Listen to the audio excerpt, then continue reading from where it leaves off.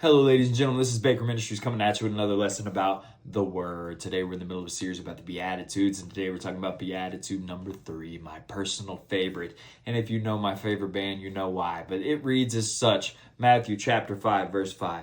Blessed are the meek, for they shall inherit the earth. This is the word of God for the people of God, and for this we say, thanks be to God. Now, what does that mean? Blessed are. We talked about what those words mean in the previous episode, so if you want more on that, check those out. The meek. Let's talk about the word meek.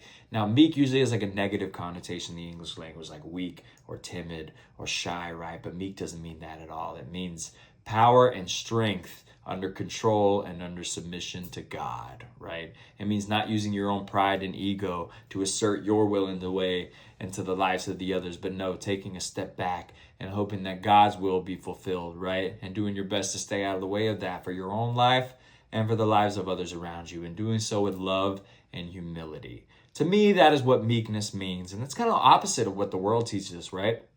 The world, especially like Western or, capitalist or individualist societies teach, if you're not first, you're last, Ricky Bobby, right? You got to be the strongest and fastest. The cream rises to the top, right? You got to win no matter what. Well, meekness is kind of the opposite of that, right?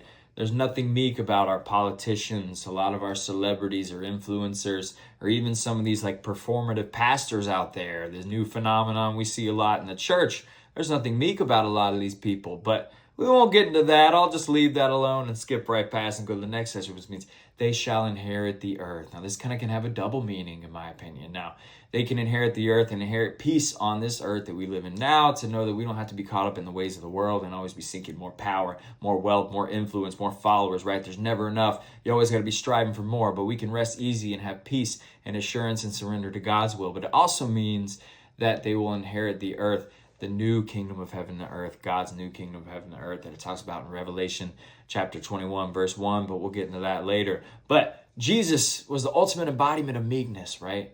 Jesus is the ultimate embodiment. He came riding in on a donkey, right? He didn't come in asserting his will and his dominance as a new king. No, it says in Matthew 11:29, take my yoke upon you and learn from me, for I am gentle and lowly in heart, and you will find rest for your souls, right?